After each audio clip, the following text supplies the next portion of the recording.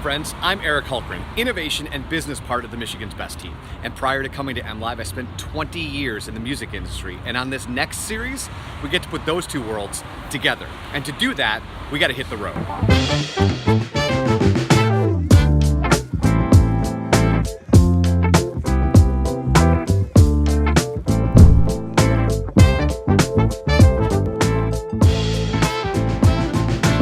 So all good road trips require a guide, so we're gonna go inside the wheelhouse and meet ours for the next 5 episodes. Meet Quinn Mathews, transplant from Nashville, professional musician, and former general manager of WYCE in Grand Rapids, Michigan, and now one of the brains behind Studio Park's listening room. Hey buddy, good to see you. Good to see you. So we obviously aren't at your home. We're at the wheelhouse right across the street from where the listening room is gonna be. But for people who have not heard, what is the listening room and what can we expect? Best way to describe it, it's a music venue. It's a sit-down, kind of intimate, 200-seat experience with the artist on a stage that's kind of in the middle of everything. You walk in, you sit down, you get a nice drink like we're doing here, but then those lights come down, show starts, and you take in the art of music. And it's one of my favorite ways to experience music, and we have so many great places like that here in the state of Michigan. And so Quinn and I are both visual human beings, and we thought for those of you who are also like that, it'd be great to hit the road and maybe check out some other listening room. And we're gonna start today heading to Ann Arbor to check out the art.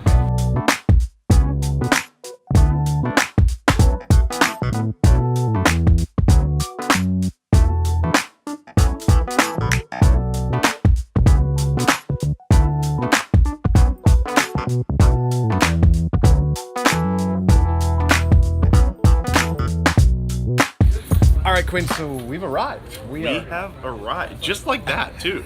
It's like drove time so travel. fast, it's insane. So Quinn and I are at the Arc here in Ann Arbor, and Laith Al-Sadi is playing with Jimmy Vivino, and we had a minute or two to sit down and ask them, what makes a room like this so special?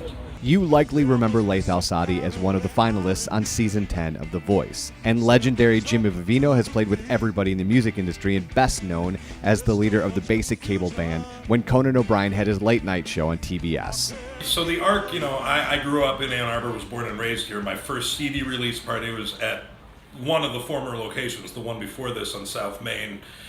And, the Arc's been a really important part of my upbringing. I think, there's an electricity, there's an energy that we feel that is like why we play music. It's like going to church. To see somebody sitting like as far as we are, as far as from each other. So you do get a much more human connection.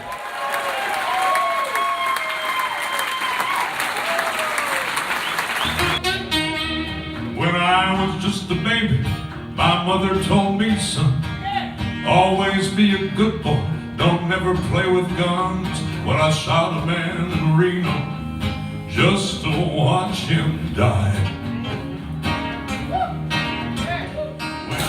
Cheers, friend. Cheers, buddy. So, how was that for you?